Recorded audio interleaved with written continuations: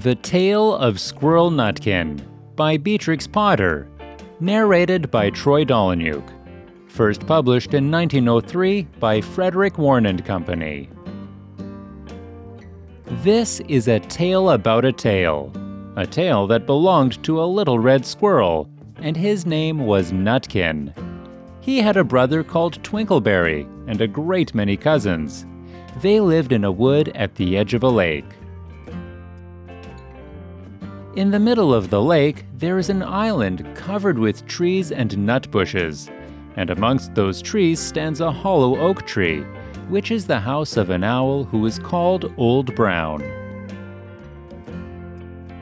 One autumn, when the nuts were ripe and the leaves on the hazel bushes were golden and green, Nutkin and Twinkleberry and all the other little squirrels came out of the wood and down to the edge of the lake.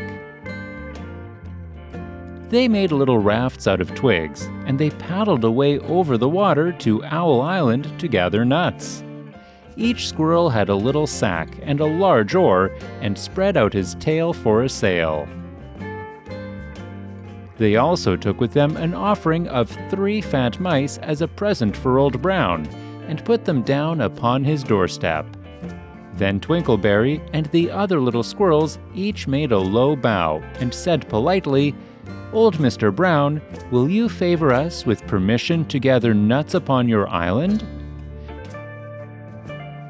But Nutkin was excessively impertinent in his manners. He bobbed up and down like a little red cherry, singing, riddle me, rot-tot-tote, a little wee man in a red, red coat, a staff in his hand and a stone in his throat. If you'll tell me this riddle, I'll give you a groat." Now, this riddle is as old as the hills. Mr. Brown paid no attention whatever to Nutkin. He shut his eyes obstinately and went to sleep.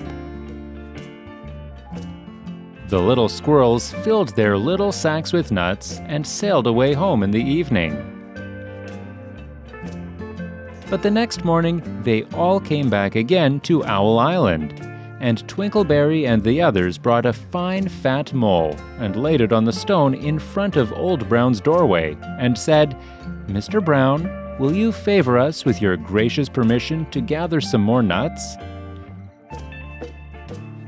But Nutkin, who had no respect, began to dance up and down, tickling old Mr. Brown with a nettle and singing, "Old Mr. B, riddle me ree, hitty-pitty within the wall, hitty-pitty without the wall. If you touch hitty-pitty, hitty-pitty will bite you." Mr. Brown woke up suddenly and carried the mole into his house. He shut the door in Nutkin's face.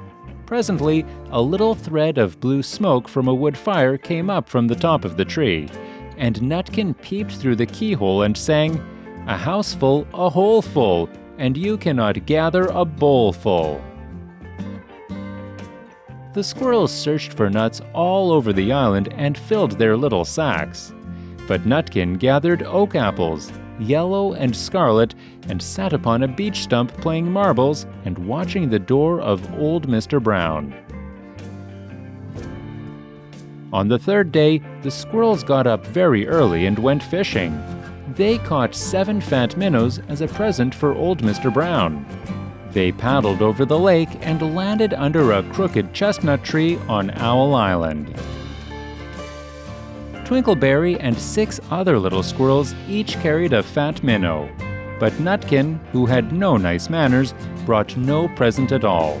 He ran in front, singing, "The man in the wilderness said to me, 'How many strawberries grow in the sea?' I answered him, as I thought good, 'As many red herrings as grow in the wood.'"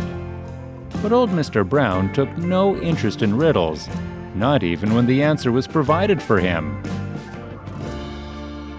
On the 4th day, the squirrels brought a present of 6 fat beetles, which were as good as plums in plum pudding for Old Brown. Each beetle was wrapped up carefully in a dock leaf, fastened with a pine needle pin.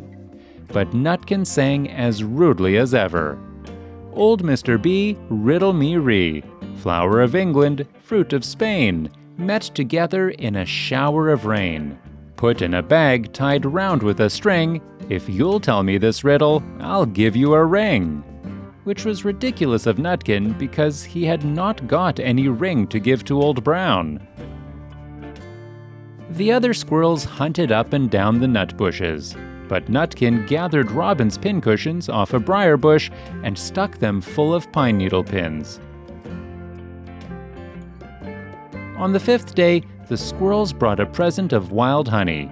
It was so sweet and sticky that they licked their fingers as they put it down upon the stone. They had stolen it out of a bumblebee's nest on the tippity top of the hill. But Nutkin skipped up and down singing, "Hum-a-bum, buzz, buzz, hum-a-bum, buzz. As I went over Tippletine, I met a flock of bonny swine. Some yellow-nacked, some yellow-backed. They were the very bonniest swine that e'er went over Tippletine." Old Mr. Brown turned up his eyes in disgust at the impertinence of Nutkin, but he ate up the honey. The squirrels filled their little sacks with nuts, but Nutkin sat upon a big flat rock and played ninepins with a crabapple and green fir cones. On the 6th day, which was Saturday, the squirrels came again for the last time. They brought a new laid egg in a little rush basket as a last parting present for Old Brown. But Nutkin ran in front laughing and shouting, "Humpty Dumpty lies in the beck, with a white counterpane round his neck. 40 doctors and 40 wrights cannot put Humpty Dumpty to rights." Now, old Mr. Brown took an interest in eggs. He opened one eye and shut it again, but still he did not speak. Nutkin became more and more impertinent. "Old Mr. B, old Mr. B, hickamore, hackamore on the king's kitchen door. All the king's horses and all the king's men couldn't drive hickamore, hackamore off the king's kitchen door." Nutkin danced up and down like a sunbeam, but still, Old Brown said nothing at all. Nutkin began again. "Arthur O'Bower has broken his band. He comes roaring up the land. The King of Scots, with all his power, cannot turn Arthur of the Bower." Nutkin made a whirring noise to sound like the wind, and he took a running jump right onto the head of Old Brown. Then all at once there was a flutterment and a scufflement and a loud squeak. The other squirrels scuttered away into the bushes. When they came back very cautiously, peeping round the tree, there was Old Brown sitting on his doorstep, quite still with his eyes closed as if nothing had happened. But Nutkin was in his waistcoat pocket. This looks like the end of the story, but it isn't. Old Brown carried Nutkin into his house and held him up by the tail, intending to skin him. But Nutkin pulled so very hard that his tail broke in two, and he dashed up the staircase and escaped out of the attic window. And to this day, if you meet Nutkin up a tree and ask him a riddle, he will throw sticks at you and stamp his feet and scold and shout, "Cuck, cuck, cuck, crrr, cuck, cuck, cuck." The end.